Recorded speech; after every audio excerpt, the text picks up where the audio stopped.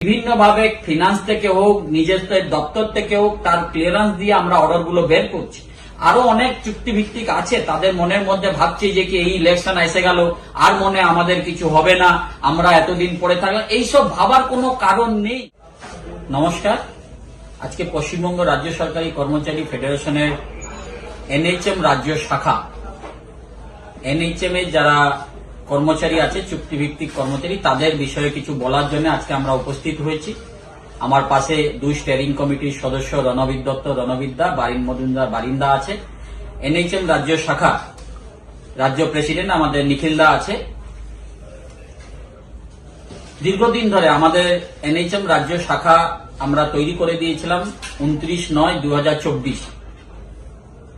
যারা এনএইচএম এর রাজ্য শাখার মধ্যে থেকে ফেডারেশনে মেম্বারশিপ নিয়েছেন, বিভিন্ন তাদের অভাব অভিযোগ আমরা বিভিন্ন মিটিং করেছি, নবান্নতে বারবার ওরা এসেছে, আমরা বসেছি, কথা বলেছি, বিভিন্ন ইস্যু নিয়ে আমরা চিঠি করেছি স্বাস্থ্য ভবনে।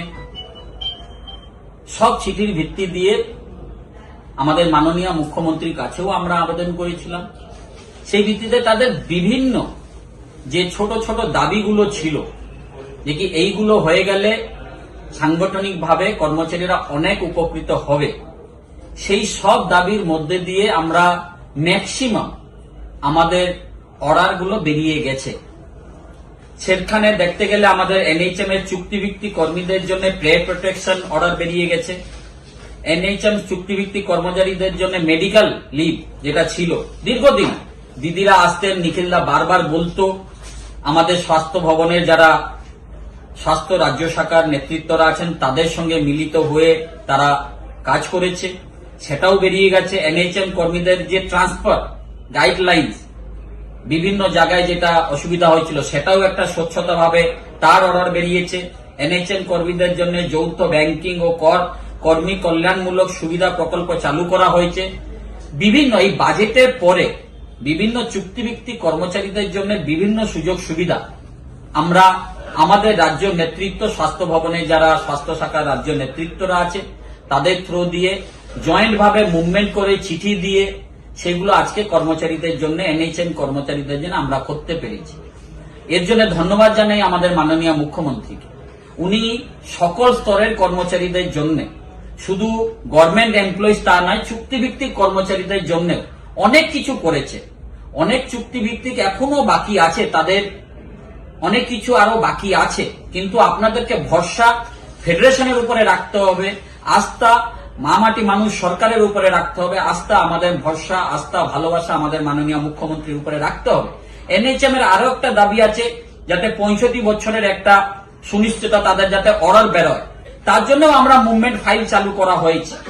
বিভিন্ন রকমের আমরা এনএইচএম এর অনেক কেউ জায়গায় আছে, কিছু কিছু বিরোধিতা করার কেউ চেষ্টা করছে, কিন্তু আমরা তাদের উদ্দেশ্যে বলি, ট্রান্সফার গাইডলাইন্স বেরিয়েছে, আমরা চেষ্টা করব সবসময় সবকিছু স্বচ্ছভাবে সকলের নিয়ে, যাতে পরিষেবা যেভাবে এনএইচএম স্টাফরা দিচ্ছে, অক্লান্ত পরিশ্রম করছে, তাতে স্বচ্ছভাবে যাতে সকলেই মিলে আমরা মানুষের পরিষেবা দিতে পারি। আমরা পশ্চিমবঙ্গ রাজ্য সরকারি কর্মচারী ফেডারেশন বিভিন্ন আগে দেখেছেন, আমরা এখানে সব সিনিয়ররা আছে, বিভিন্ন জায়গায় আমরা যখন ফেডারেশনের অনেক কিছু বলার সুযোগ ছিল না, ফেডারেশনের নেতৃত্বের কাছে বলার সুযোগ ছিল না, কর্মচারীদের চুক্তিভিত্তিক কর্মচারীরা আসতে পারছিল না, কিন্তু আমরা সেই জায়গা খুলেছি। আমাদের কাছে বিভিন্ন চুক্তিভিত্তিক কর্মচারীরা তাদের অভাব অভিযোগ জানায়, বিভিন্নভাবে ফিনান্স থেকে হোক, নিজেদের দপ্তর থেকে হোক, তার ক্লিয়ারেন্স দিয়ে আমরা অর্ডারগুলো বের করছি। আরো অনেক চুক্তিভিত্তিক আছে, তাদের মনের মধ্যে ভাবছি যে কি এই ইলেকশন এসে গেল, আর মনে আমাদের কিছু হবে না, আমরা এতদিন পরে থাকলাম, এইসব ভাবার কোনো কারণ নেই। এই এনএইচএম যারা স্টাফরা আছে তারা দীর্ঘদিন লড়াই করেছে, তারা দীর্ঘদিন তারা বলেছে, কিন্তু তাদের তো হয়ে গেল। তো যারা চুক্তিভিত্তিক এখন আছে, যারা ভাবছে যে আমাদের কিছু হবে না, আমি তাদের উদ্দেশ্যে বলি, ভরসা মাননীয় মুখ্যমন্ত্রীর উপরে রাখতে হবে। অনেক চুক্তিভিত্তিক আছে, আমরা অনেক কিছু ভেবেছি যে কি 9008টা যাতে মডিফাই করা যায়, সেটার জন্য আমরা একটা প্রপোজাল তৈরি করেছি, আমরা সেটা সাবমিট করেছি। আমরা দেখেছি 192 অর্ডার হয়েছে, তার একটা প্যারালাল যদি কোনো একটা 192 অর্ডারের মতন বেরোয়, সেটাও আমরা ফেডারেশনের পক্ষ থেকে আমরা সুযোগ যেটা অ্যাপ্লাই করেছি, সেটা আমরা আমাদের সর্বোচ্চ জায়গায় জানিয়েছি। আমরা সকল স্তরের কর্মচারী নিয়ে ভাবি, আমাদের নেত্রী কখনো কাউকে বিভাজন করেন না। আপনারা দেখেছেন বিভিন্ন রকমের মঞ্চ বেরিয়ে এখন বিভিন্ন চুক্তিভিত্তিক কর্মচারীকে বলছে তোমাদের স্থায়ীকরণ করে দেবো, তোমাদের এই করে দেবো। আপনারা বিভ্রান্ত হবেন না, এরা আপনাদেরকে মাথা খারাপ করছে। আপনাদের যে অসুবিধাকে এরা সুবিধা নেওয়ার চেষ্টা করছে। এই অভাব অভিযোগ যদি কেউ সলভ করতে পারে, এইগুলো একমাত্র ফেডারেশন ব্যানারই হচ্ছে আপনাদের প্রবলেম সলভ করতে পারবে। আর আমরা করছি, আপনারা বিভিন্ন স্তরে দেখুন, আমরা বিভিন্ন অর্ডার বের করেছি, বিভিন্ন চুক্তিভিত্তিক কর্মচারীদের জন্য কাজ করেছি। বিভিন্ন জায়গায় এখনো আছে যারা, তারা ভাবছে যে আমাদের মনে হয় কিছু হবে না, আমাদের কিছু হলো না। না, অনেক কিছু হয়েছে। হ্যাঁ, একটা এত বড় পরিবার, এখানে সবকিছু একসঙ্গে হতে পারিনি, কিন্তু আমরা দৃঢ় বিশ্বাস, আমরা যাদেরকে যা যা কথা দিয়েছি, আমরা ফেডারেশনের পক্ষ থেকে যাদের পাশে দাঁড়িয়েছি, তাদের নিশ্চিতভাবে এই এনএইচএম স্টাফদের যারা আছে তাদের পাশেও তো আমরা দাঁড়িয়েছিলাম, তাদেরকে আশ্বস্ত করেছিলাম নিশ্চয়ই আপনাদের যে রুলস এর মধ্যে আছে বেরোবে।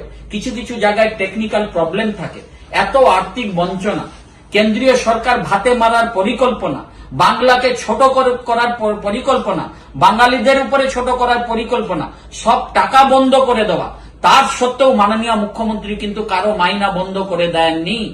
আপনারা দেখেছেন, ডিএ নিয়ে যারা মামলা করে সরকারের উপরে আলাদাভাবে একটা প্রেসার তৈরি করার চেষ্টা করছে, সরকার আজকে বাধ্য হয়েছে, কিংবা সোশ্যাল মিডিয়াতে আমরা দেখছি যে কি শিক্ষক, অশিক্ষক, পৌর কর্মচারী যে ইয়েটা দেওয়া হয়েছে, পিটিশনটা দেওয়া হয়েছে, সোশ্যাল মিডিয়াতে আমরা দেখলাম যে কি সেখানে শিক্ষক, অশিক্ষক এরা সব বাদ পড়ে গেছে। আমি আমার গত ভিডিওতে বলেছি, কিন্তু এর দায়িত্ব তাদেরকেই নিতে হবে।